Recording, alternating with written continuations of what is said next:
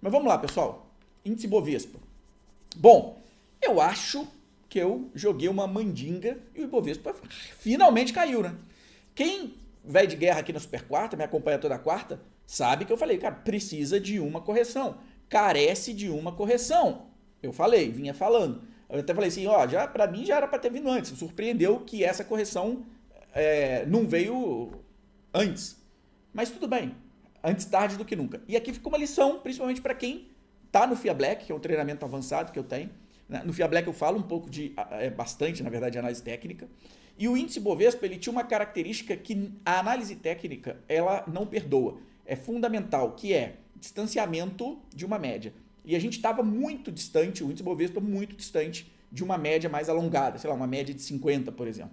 Esse distanciamento faz com que o mercado trabalhe pressionando contrário a essa tendência, ou seja, jogando de novo os preços para próximo da média. E é isso que eu estava observando. No curto prazo, a gente estava extremamente esticado e carecia de uma correção.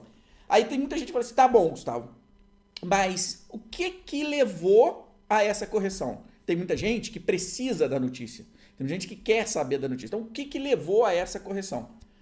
Que saiu de 134 e veio agora em 128,5. 129. Vocês vão lembrar que 129 eu falei, tem um suporte em 129. Eu tenho outro em 125 e depois eu tenho aquela região ali de 121, que foi uma resistência lá atrás, que ali já começa a ter um suporte muito melhor. Agora, o que mudou durante a semana para que a gente caia com mais força agora, principalmente nessa semana, é que lá nos Estados Unidos o mercado esperava uma reação, uma queda na taxa de juros de lá, e me parece que não será na intensidade que o mercado aguardava. Me parece que não será na intensidade que o mercado queria e que o mercado precificou. Sendo assim, né, o mercado agora ajusta, as curvas de juros lá subiram e o mercado ajusta isso.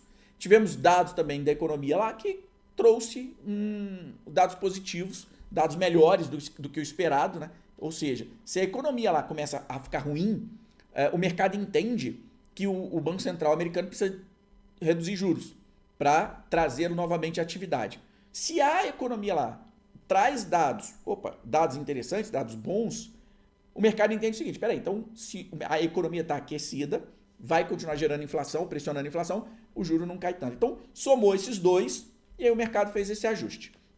No meio do caminho, nós tivemos ali um problema com o Irã e, com isso, o mercado, mais uma vez, joga um risco sistêmico mais alto, joga esse risco sistêmico para cima e aí também corrobora ou soma ao risco anterior e joga novamente mais peso para o mercado. Então, quem gosta de notícia, para quem gosta, né, tá por dentro dos dois assuntos, olhar o preço mais a notícia, né, você pode entender então que foi um somatório desses dois que trouxe o índice Bovespa para baixo.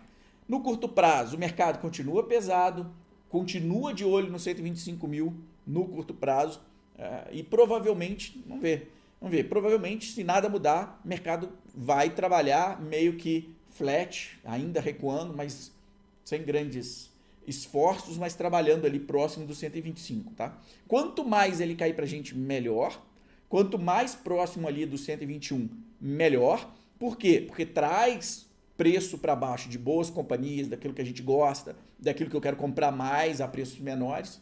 Então, a paciência, o exercício da paciência agora é o melhor para o investidor de longo prazo. Por quê? Porque se esse mercado continua essa correçãozinha, vindo mais abaixo, eu tenho então agora uma janela de oportunidade maior para aumentar a minha posição. O índice Bovespa é isso, né? Eu acho assim, além disso, né? Além desse risco sistêmico que aumenta, o risco sistêmico aumentou, tá? Eu tenho preços para baixo e janela de aumento de posição. Esse é um ponto. Eu não consigo vislumbrar melhora no índice no curto prazo, Porém, eu ainda acho bem barato o nosso mercado. Eu tô de olho só no nosso mercado. Reforço daqui, ou seja, mercado interno. O que é mercado interno? São aquelas empresas domésticas que têm mercado consumidor, seja interno ou um pedaço lá fora só, mas grande parte do mercado consumidor está aqui dentro. Então, essas companhias, na minha concepção, vão voltar a performar como performaram até início de 2020. Vocês sabem por quê? Porque aí deu aquele problema todo e a dinâmica mundial mudou um pouco e agora, na minha visão, a gente está voltando para aquela dinâmica até 2020. Ou seja, melhora operacional interna, né? Redução de juros aqui no Brasil, melhora das companhias e crescimento dessas companhias, tá? É só um ponto importante, tem muita gente que olha e fala assim, peraí, Gustavo, mas o PIB não vai, não sei o quê, não vai ter... Só que essas empresas de capital aberto, algumas delas, mercado interno, independente de crescimento de PIB ou não, elas têm veia de crescimento. E elas acabam entregando retorno, mesmo quando o Brasil não está lá essas coisas. Então, toma muito cuidado com essa generalização. Isso aconteceu entre 2010 e 2016, onde a gente teve um PIB caindo fortemente e algumas companhias entregaram resultado forte. Equatorial, uma delas, tiveram várias. Não me vem todas aqui na cabeça, tá? Bom, sobre o índice Bovespa é isso. Vamos abrir aqui para perguntas. Quem tiver aqui no Insta pode colocar a pergunta aqui.